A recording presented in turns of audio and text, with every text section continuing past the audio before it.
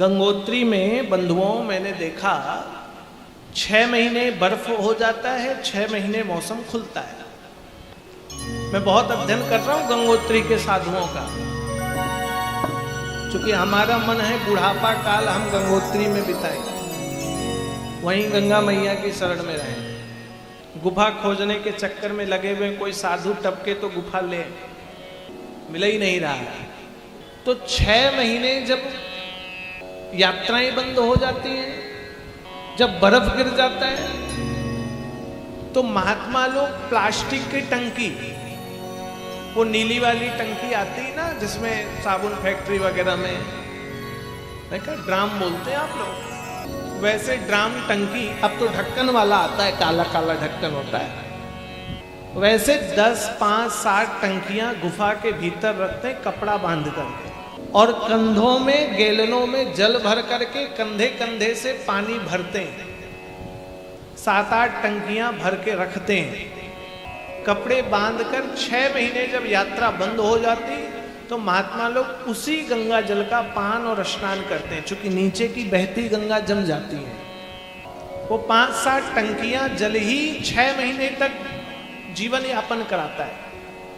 उसी में उनको भोजन बनाना है, पानी पीना है, स्नान करना है, कपड़े धोना है, उसी 6 टंकियों में, क्योंकि झरने सब जम जाते हैं। गुफाओं में रहने वाले साधुओं का जीवन बड़ा जटिल है। हिमालय क्षेत्र में रहने वाले साधुओं का जीवन आसान नहीं है।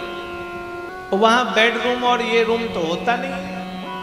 गुफा अंदर से हथौड़ी से तोड़ तोड़ के पत्थर काट दिया जाता है, खड़े नहीं हो सकते, इतना जगह नहीं होता है। बैठ सकते हैं और बैठे बैठे ही भोजन बनाना है, बैठे बैठे ही सब कुछ करना है। खड़े होने के लिए गुफा से बाहर आइए। ठंड में उसी गुफा में उतने लकड़ी इकट्ठा करते हैं, ईंधन, 6 महीने का ईंधन, उतनी लकड़ियां, और मोटे मोटे टिक्कर इक्कर बना करके भैया उसमें काम चलाते हैं। इसलिए हिमालयों में रहने वाले साधु अल्पाहारी एक समय भोजन करते, 3-4 दिन भोजन बनाना ना पड़े। उतना ईंधन कौन जलाएगा, लकड़ी कहाँ से लाओगे, ठंड में बर्फ में सब डूब जाता है। और उसी गुफा में दरी वरी डाला, और कई बार तो हमने सुना दरी के नीचे सांप बिच्छू सब सो रहे हैं, उसी में महात्मा जी लेटे हुए हैं, लेकिन सांप काटता नहीं है। आपको जानकर आश्चर्य चलेगा, ठंडे क्षेत्र में बिच्छू काटता नहीं है। बिच्छू को आप हाथ पे रख लें, हिमालय क्षेत्र के जो बिच्छू होते वो काटते नहीं है। पता नहीं साधुओं की तपस्या से वो है, संतों को नहीं काटते। अब ये भी हो सकता है, अरे वो बिच्छू हाथ में रख लो, वो काटे ही नहीं। हिमालय के सर्प काटते नहीं है। बिस्तर में पड़े, महात्मा हाथ से उठा के फेंक दिए। और तो वो तेजोबल बोलते हैं उसको, कांटा कांटा होता है, आप लोगों ने देखा है, वो कांटे कांटे होते हैं, उसको तेजोबल बोलते हैं। उसको रखने से ऐसा माना गया है कि घर में कुदृष्टि नहीं पड़ती है। लेकिन पता है, लोग मार्केट से खरीद तो लाते हैं, हरिद्वार गए, 4 धाम गए, खरीद लाए। वो वैसे आरी से कटा हुआ तेजोबल किसी काम का नहीं आता है। एक विशेष मुहूर्त पर मंत्र है, उस मंत्र का जाप करके दिगंबरी होना पड़ता है, और पत्थर से उसको तोड़कर लाना पड़ता है, तब जाकर वो तेजोबल काम करता है। गंगा में स्नान करें फिर तेजोबल। तो हिमालय के महात्मा तेजोबल साथ रखते हैं। अपनी कुटिया में चारों तरफ तेजोबल रखेंगे। तेजोबल के प्रभाव का ये परिणाम है कि सर्प बिच्छू आदि अपने विष का प्रभाव नहीं दिखा पाते, इसलिए उसका नाम तेजोबल है। अब हम तो घूमते घूमते अनुभव प्राप्त कर रहे हैं, घूम रहे हैं, जा रहे हैं, महात्माओं के साथ रह रहे हैं। पहले दिन हम गुफा में रहे तो रात को नींद नहीं आई। अरे नीचे गंगा जी खंगंग खंगंग खंगंग खंगंग करके रात को तो ऐसा लगे कि गुफा उड़ा ले जाए। अरे भीषण आवाज होती गंगा जी के नीचे, गुफा आप लोग तो उतर नहीं पाओ। और गुफा में तो दरवाजा, एक दिन तो भालू खटर खटर मारे, भालू आ जाते हैं, मोटे तगड़े भालू, उनको लगा भालू तो भालू आ जाएंगे, तोड़ दें गुफा।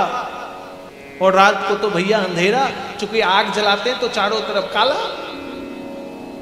कुछ समझ ही नहीं आए। दूसरा सबसे मेरा आत्म अनुभव, हिमालय क्षेत्र पर नींद नहीं होती है।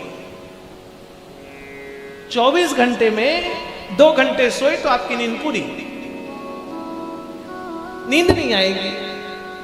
2 घंटे में शरीर थकान समाप्त हिमालय में। मैं तो 10 बार जा चुका हूं, अभी फिर जाने वाला हूं। हिमालय में नींद 2 घंटे में पूरी। सूर्यास्त हुआ, महात्मा तो 5 बजे सेवा भोजन हो जाता है हम लोगों का। हम भी जब गंगोत्री रहते तो 4:30 बजे, लेकिन मेरी तो 8 बजे की आदत है, तो मेरी रोटी सब्जी बनाकर रख देते हैं। स्वामी जी हमारे गुरु भाई अद्वैतानंद जी, उनकी बड़ी इच्छा है कि एक बार चाकुलिया वालों को गीता प्रवचन सुनाए। तो हमने कहा सत्संग भवन में आप लोगों को बुला देंगे और गीता जयंती में गीता प्रवचन 2-3 दिन कर देना।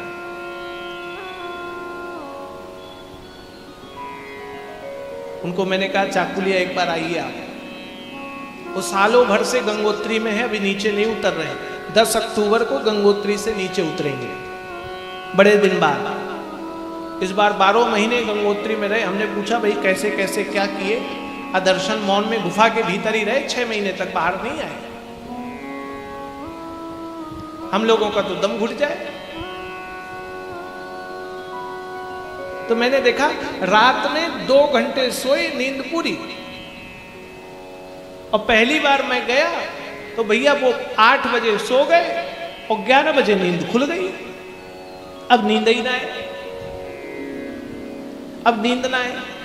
हिमालय में इधर उधर भटके, अब दूर दूर तक कोई नहीं, अगल बगल नेटवर्क नहीं कि फोन चला ले। चकुलिया तो है नहीं, 2 दिन नेट गया तो आदमी हाय हाय हाय हाय होने लगा। हाई कोर्ट तक लोग चले गए, नेट क्यों बंद हो गया? और वहां नेटवर्क नहीं, मोबाइल चार्जिंग की व्यवस्था नहीं, टॉर्च भी लिमिट जलाओ। और वो टॉर्च पहले आता था ना, गोबर गैस में छोटे वाला बल्ब जलाते थे हम लोग, 2 रुपए 5 रुपए का, उसको लगाते हैं लोग, वो लेकर चलते हैं।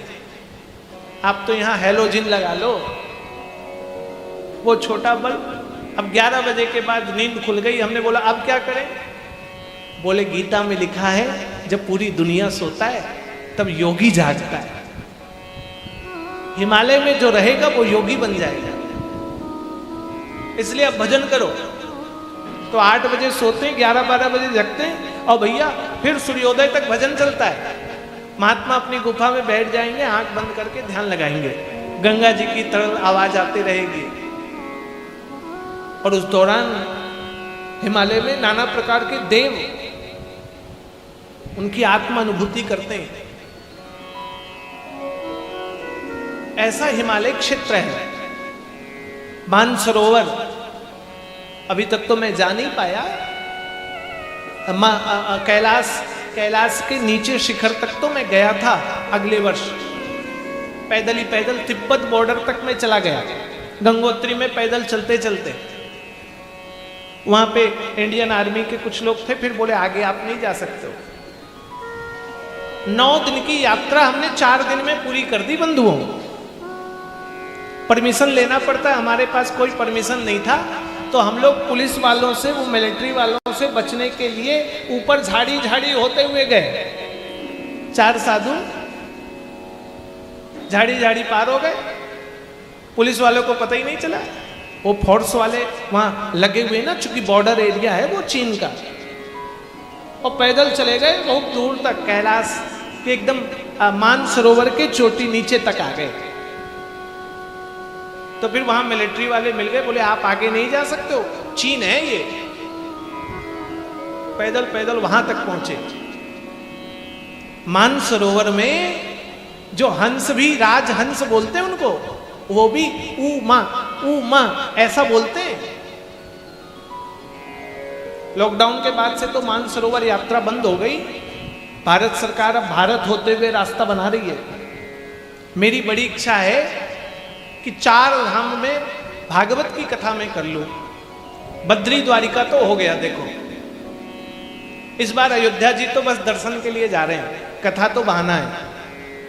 उसके बाद 2025 में 25 दिसंबर से 31 दिसंबर हम रामेश्वरम कथा करेंगे और फिर जगन्नाथपुरी।